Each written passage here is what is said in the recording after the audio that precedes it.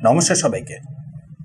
Recently শুনেছেন হয়তো আমাদের হোম মিনিস্টার মাননীয় অমিত শাহজি, আসামের সিএম হেমন্ত বিশ্বজি আর নাগাল্যান্ডের সিএম নেফিউ রিও মিলে হিস্টোরিক একটা ত্রিপক্ষীয় চুক্তি করেছেন অয়েল আর ন্যাচারাল গ্যাস এক্সট্র্যাক্ট করার জন্য।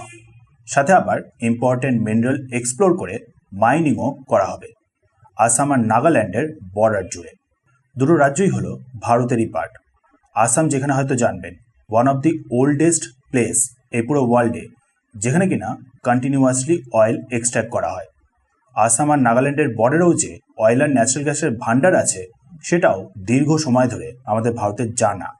এদিকে দেখুন, এই বর্ডার এরিয়াতেই অয়েল, গ্যাস আর ইম্পর্টেন্ট মিনারেল নিয়ে ডিলটা করতে গিয়ে দীর্ঘ 30 বছর মতন সময় লেগে গেল। কারণটা কি? কি কারণে এত সময় লেগে গেল সামান্য এই দুটো রাজ্যের মধ্যেই একমত আনতে? আর কেন আমাদের ভারতের পুরো নর্থ ইস্ট লম্বা সময় ধরে ইন্ডিপেন্ডেন্সের পর থেকেই শুধু জ্বলছে আর জ্বলছে? আসল কারণটা কি? দেখুন, একেবারে সিম্পল করে বলছি, আমাদের নর্থ ইস্টে অ্যাকচুয়ালি দু রকমের স্ট্র্যাটেজিক গেম চলেছে। বিশ্বাস করবেন না, যেগুলো অ্যাকচুয়ালি ইংরেজদের সময় থেকেই শুরু হয়ে গিয়েছিল। একটা হচ্ছে আমাদের ভারতের নর্থ ইস্টে একটা খ্রিশ্চান দেশ তৈরি করা, যেটা এতদিনে মোটামুটি অনেকেই বেশ ভালো মতন করেই জেনে গেছে।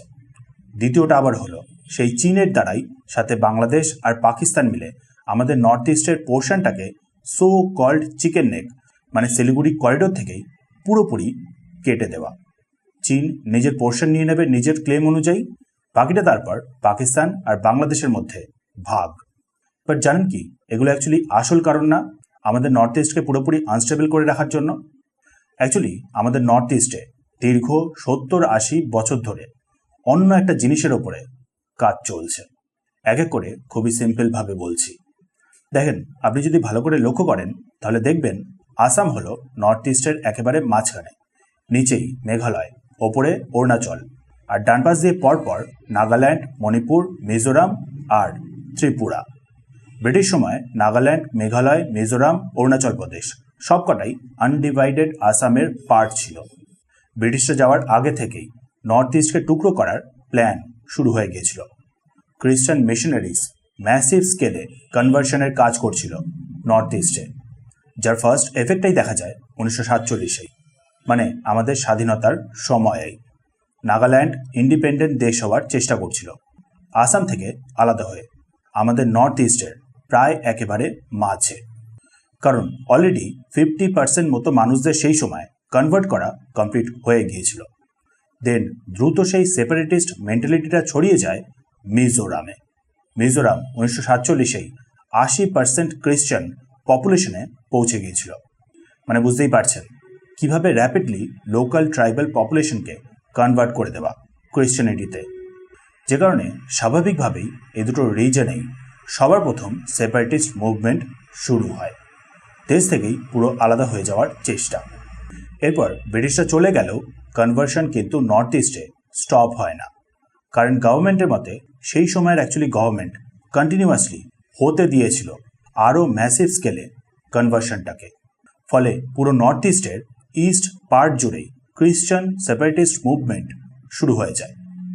মাঝে মণিপুর, যেখানে হিন্দু সংখ্যা তাও মেনটেন ছিল, সেখানে সিভিল ওয়ার টাইপ সিচুয়েশন শুরু হয়ে যায়। পুরো নর্থ ইস্টকে নিয়ে কুকি জো ল্যান্ড শুনেছেন হয়তো। তারপর আবার নাগাল্যান্ড ফর ক্রাইস্ট, এই ফেমাস স্লোগানটাও হয়তো নিশ্চয়ই শুনেছেন। এবার দেখেন, অনেকে বলতে শুনবেন এটা অ্যাকচুয়ালি জিও পলিটিক্যাল গেম চীনের এগেনস্টে, আলটিমেটলি চীনকে টার্গেট করার জন্য। বাট অবাক হবেন শুনলে, নাগাল্যান্ডের নাগা ন্যাশনাল কাউন্সিল মানে এনএনসি হোক, বা national socialist council of Nagaland মানে NSCN, বা মিজোরামের মিজো ন্যাশনাল ফ্রন্ট MNF, বা ত্রিপুরাতে national liberation front of Tripura NLFT, এগুলো খ্রিশ্চান ডমিনেটেড গ্রুপ হলেও হেভিলি সাপোর্ট পেয়েছিল চীনেরই কাছ থেকে এভরি ওয়ে পসিবল। সো বলুন, যদি খ্রিশ্চান পপুলেশন তৈরি করা হয় একটা নতুন খ্রিশ্চান দেশ তৈরি করে চীনের এগেনস্টে জিওপলিটিক্যাল গেম খেলার জন্য, তাহলে চীন কেন হেভিলি হেল্প করবে সেই গ্রুপগুলোকে, সেই সেপারেটিস্ট গ্রুপগুলোকে, তাই না? আসামের ব্যাপারটা হলো আবার আসামকে মুসলিম ডমিনেটেড এরিয়া করার চেষ্টা, যার জন্য আবার সেখানেও ইনসার্জেন্ট গ্রুপ তৈরি হয়েছিল উলফা, যেটা আবার হিন্দু গ্রুপ ছিল।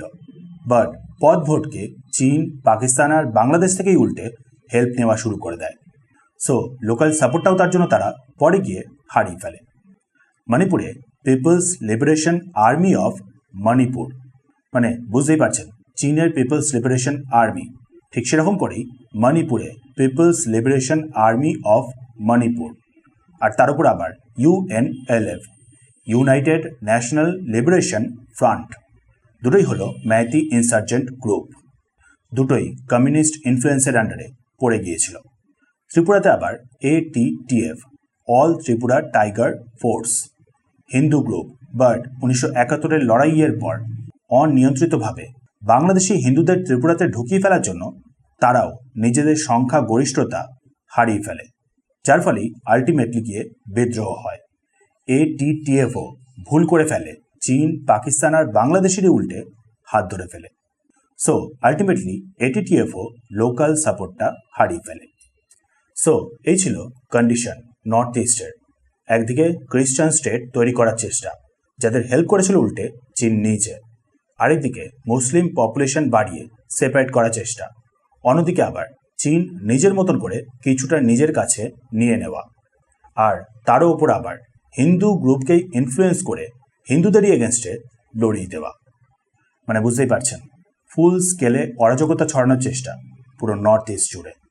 বাকিটা পূরণ করে দেয় সেই সময়ের ভারতেরই সরকার AFSPA অ্যাপ্লাই করে, AFSPA অ্যাপ্লাই করে ফুল স্কেলে এই স্টেটগুলোতে মিলিটারি রুল। মিলিটারি যা ইচ্ছা তাই করতে পারবে, এদিকে মিলিটারির এগেনস্টে একটাও কোনো অ্যাকশন নেওয়া যাবে না সেন্ট্রাল গভর্নমেন্টের অ্যাপ্রুভাল ছাড়া। সেন্ট্রাল গভর্নমেন্টও প্রচুর ভুল পলিসি ফলো করেছিল, যার ফলে আজও নর্থ ইস্টে এই এত প্রবলেম।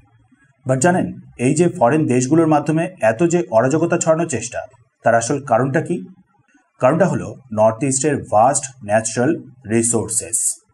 পুরো নর্থ ইস্ট জুড়ে প্রচুর পরিমাণে অয়েল আর গ্যাস পাওয়ার সম্ভাবনা আছে। আসাম যার সব থেকে একটা ভালো উদাহরণ। ত্রিপুরাতেও ম্যাসিভ ন্যাচারাল গ্যাসের প্রুভেন রিজার্ভ রয়েছে। অরুণাচলে ন্যাচারাল গ্যাস, অয়েল দুটোই। নাগাল্যান্ডেও হিউজ আনট্যাপড পোটেনশিয়াল রয়েছে ক্রুড অয়েলের।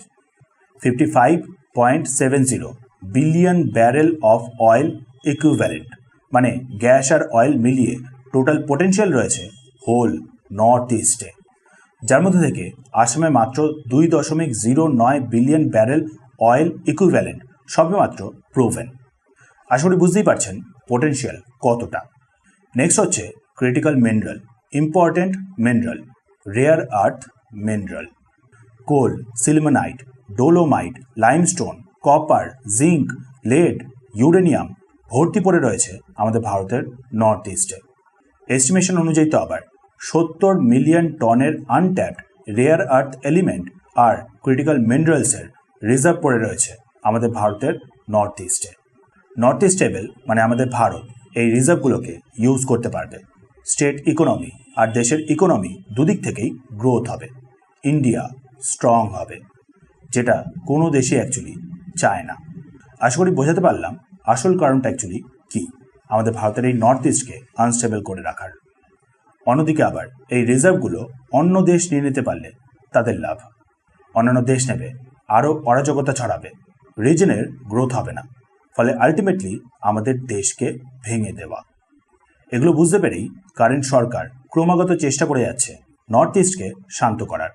একের পর এক পিস ডিল ইনসার্জেন্ট গ্রুপগুলোর সাথে, একের পর এক রাজ্যকে গ্রোথের দিকে নিয়ে আসা, ফলে আলটিমেটলি দেশ স্ট্রং হওয়া।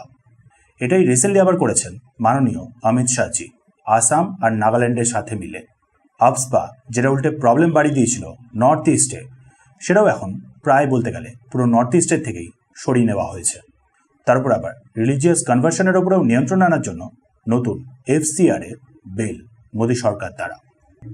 অনেক জ্বালানো হয়েছে আমাদের ভারতের নর্থ ইস্টকে, আর না।